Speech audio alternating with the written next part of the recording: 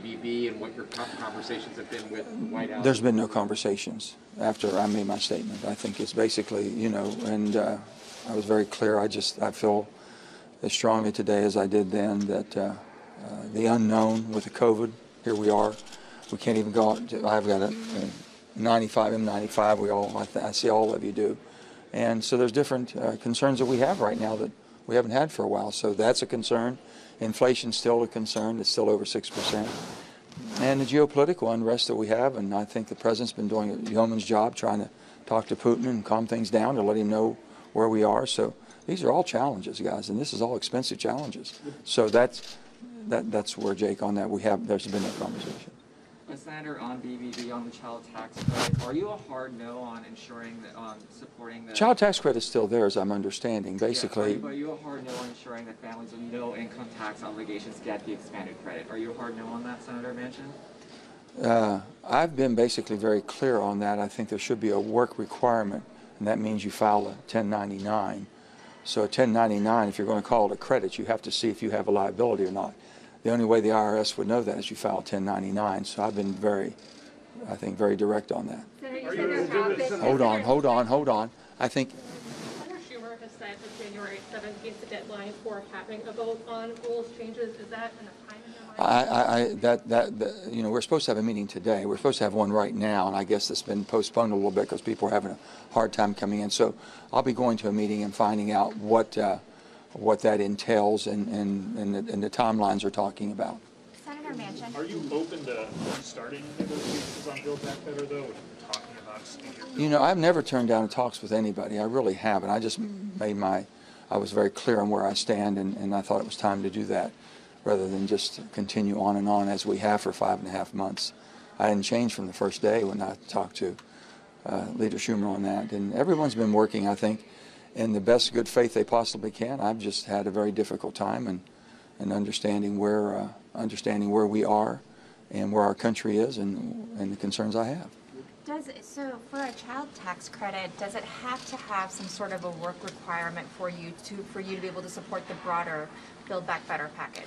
I mean, you know, I've talked about all different issues on Build Back Better, but the bottom line that you're talking about, the child tax credit, if you have a credit, that means you've had to have earnings, okay? And have earnings, you can't do that until you decide if you have any liabilities. And if you have liability, you have an offset of a credit. The child tax credit, I understand, we're still in place until 2025, the $2,000. So people think that it's all gone by the wayside. That hasn't happened. And how flexible is the White House on your views on the child tax credit? You have to talk to the White House about that. So given your concerns about inflation, would you prefer that they simply shelve Build Back Better until the next Congress, or just be done with it this year? Is that your preference, that they should shelve Build Back Better altogether? Well, I mean, we'll have to see what their desires are and what the priorities right now. They feel very strongly about that, and I respect that. I just had a different opinion, and we don't have, you know, to do some of the things that's been proposed takes more of a majority than what we have. We have no majority. We're 50-50 with one being the vice president making the deciding vote. And I think we have to take that in consideration. We have, you know, our caucus is goes from one end of the spectrum to the other. And I'm sure they understand that. Senator, real quick, the Electoral Count Act. The what now? The Electoral Count Act. Is that something that you've been talking to Republicans about? And would you support Build Back Better if child tax credit was not included? I'm really not going to talk about Build Back Better anymore because I think I've been very clear on that. There is no negotiations going on at this time, okay? And there's an awful lot of things that had a lot of things that were very, I think, well intended. And there was a lot of things that was pretty far reach on some things in the most delicate times that we have right now. And our country's divided. And I don't tend to do anything that divides our country anymore. So whatever I can do to unite and bring people together, and that means you have to work harder as you work across the aisle to bring people together. One more. What is your comfort level with the climate provisions in Build Back Better? There's a lot of good things in that. I mean, I've always said, you know, we had a lot of money in there for innovation, technology, tax credits for basically clean technologies and a clean environment. And I think we have to continue. But be realistic also, we have to have enough energy to run our country, and we have to have the transition as it happens, as we move from a fossil dependency to more of a cleaner. Do you do that by using fossils in cleaner ways? You should be able to. And you do it by creating new technologies that are the renewables that we have as far as wind and solar and hydro and all the different things. Hydrogen, I've been big on hydrogen. I'm big on nuclear, okay? And I'm really big on basically making sure fossils are used in the cleanest possible fashion.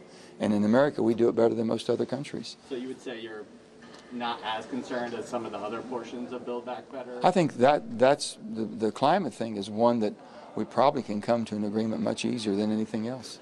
Senator, you've talked about geopolitical issues. Are you going to vote yes to impose sanctions on Nord Stream 2 when that vote comes up before January 14th? I haven't thought about that one there. I really haven't. Anyway, I thank you all. Okay, Merry Christmas. Happy New Year.